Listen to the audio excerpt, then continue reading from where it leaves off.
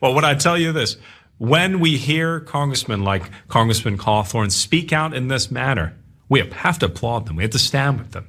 Because what he's doing is he's showing us behind the scenes. He's showing us behind the curtain. Yes. The emperor's not just naked. The emperor's having sex with a kid. Yes. Okay? And not only that, now McCarthy's getting involved. McCarthy. He heard about it. It sparked some outrage. So it's upset some people in the GOP that I bet Madison it Cawthorn upset would some have the people in the GOP. audacity to expose them for the orgy attending, drug sniffing, children's raping people that they are. So now McCarthy's intervening again, just like he did with Marjorie Taylor Greene. I wonder if maybe he's going to have to do his public humiliation ritual, Madison Cawthorn, his apology tour, just like he did to Marjorie Taylor Greene, instead of going to Madison and being like, hey, listen, who is doing this? Because we need to know this. But they all cover for each other. He's going to get him to shut up. He's going to threaten. He's going to intimidate him and make sure that this is never brought up ever again. Oh no. Lauren Witzke, as you see there, she continues to be a rising star amongst the extreme right.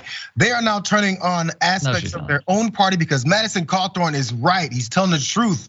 There were cocaine-fueled orgies. They're just trying to shut him up. It's not just Lauren Witzke and her buddy there as they're making news. It's also the Roger Stone who has, he has a reputation that's just solid. Watch, he also backs up Madison. Watch this.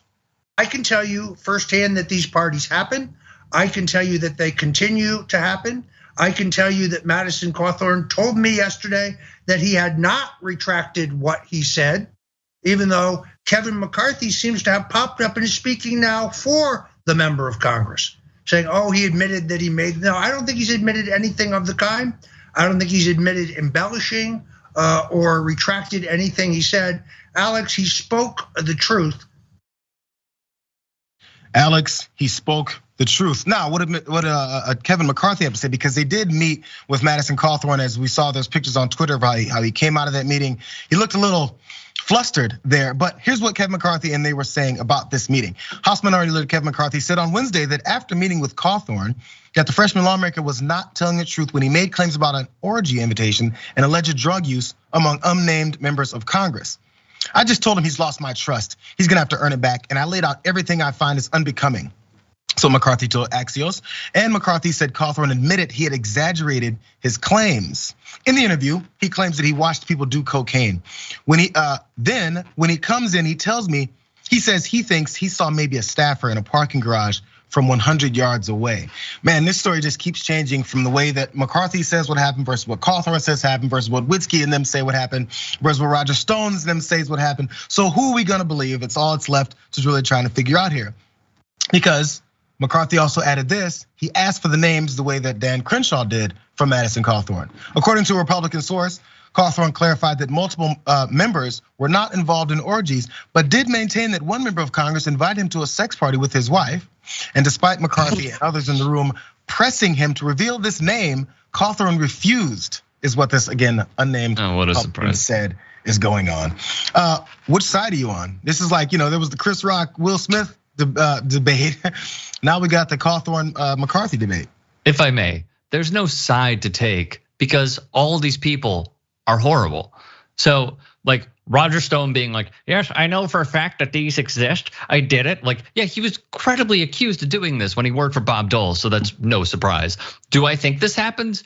Probably. But the biggest outlier for me is like, for the party that is so pro-military and loves the armed forces, they back a conspiracy theorist who claims that like American children are being trafficked by Mexican cartels, even though sheriffs have said that that does not exist. Yeah. He has tried to bring a gun on a plane. He's been credibly accused of making unwanted sexual advances when he was in college, where he would bring and lure college women into his car, drive very fast, and then really ask very inappropriate questions. He has been shown to be a racist. He has shown to be a misogynist. Yet it's very surprising to me that this is the straw. This is the one. This is the one.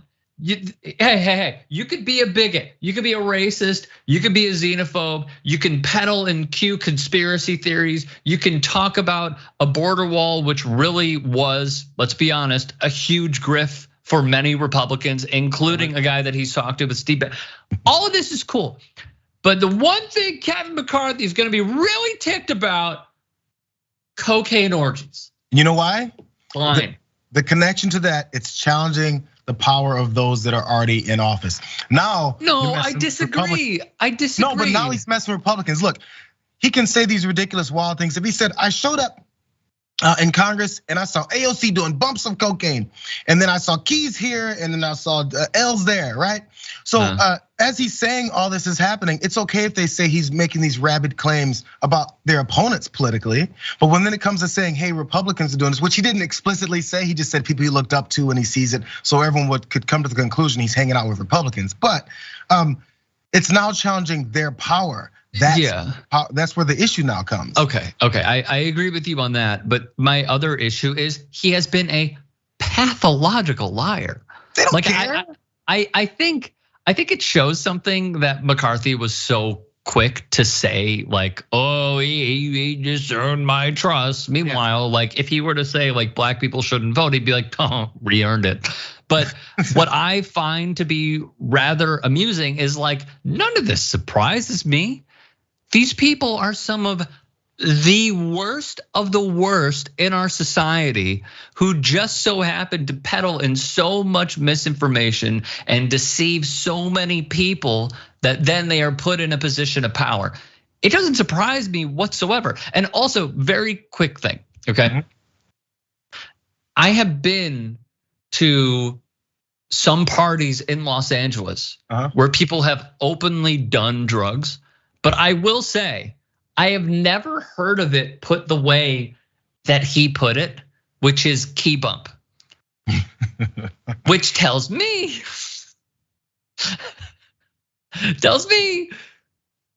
he might know a little more than he's actually telling us.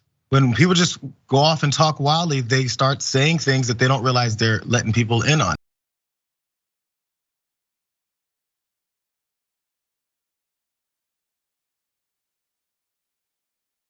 The entire left-wing establishment has targeted Madison Cawthorn as public enemy number one.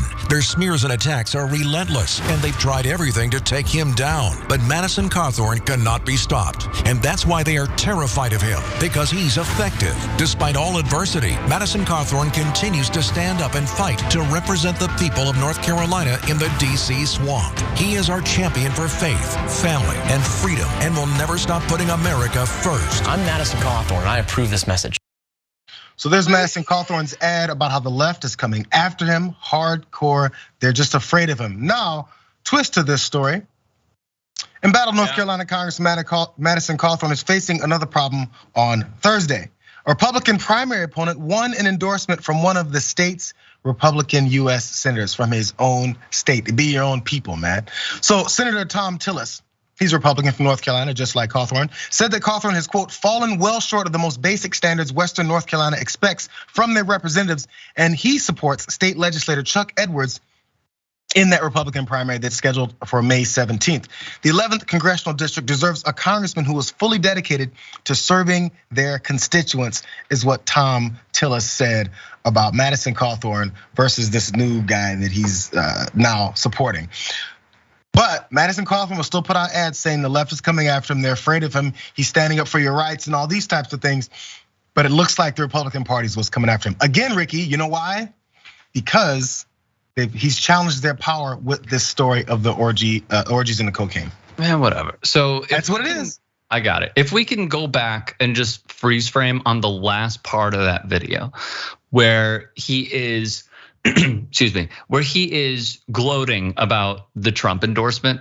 I'd just like to show this one more time because go for it. Because the irony in all of this is when he, God, this ad sucks. So when he is promoting this like great endorsement, when Cawthorn was running, and he obviously won, you know who didn't endorse him? Donald Trump. He did not endorse him the first time around. Sorry?